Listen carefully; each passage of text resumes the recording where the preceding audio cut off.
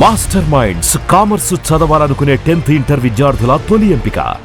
RBI నిబంధనలకు విరుద్ధంగా ప్రజల నుంచి వేల కోట్ల డిపాజిట్లు సేకరించిన వ్యవహారంలో మార్గదర్శి ఫైనాన్షియర్స్ కు సుప్రీంకోర్టులో తాజాగా గట్టి ఎదురు దెబ్బ తగిలింది.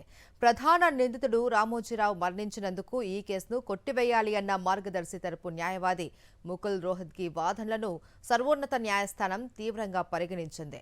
రామోజీరావు మరణించిన సంస్థ కార్యకలాపాలు ఇంకా కొనసాగిస్తున్నందున క్రిమినల్ ప్రొసీడింగ్స్ ఆగిపోవు అని తేల్చి చెప్పింది.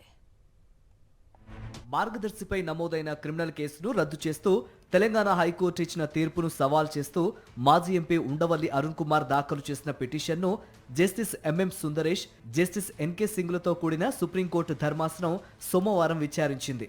ఇది కేవలం ఒక వ్యక్తికి సంబంధించిన వ్యవహారం కాదు, ప్రజాధనానికి సంబంధించిన చట్టాల ఉల్లంఘన అని కోర్టు ఘాటుగా వ్యాఖ్యానించింది.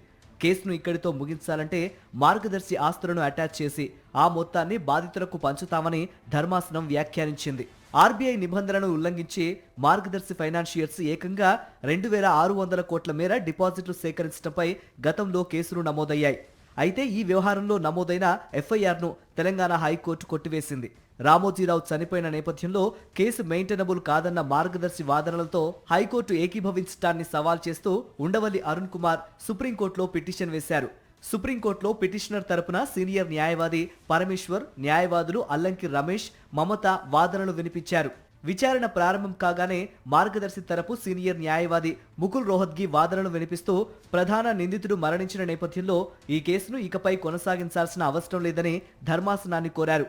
దీన్ని పిటిషనర్ తరఫు న్యాయవాది కె పరమేశ్వర్ తీవ్రంగా వ్యతిరేకించారు. ఒక వ్యక్తి మరణించినంత మాత్రాన కేసు ముగియదని, జరిమానా చెల్లించే బాధ్యత హిందూ అవిభాజ్య కుటుంబంపై ఉంటుందని నివేదించారు.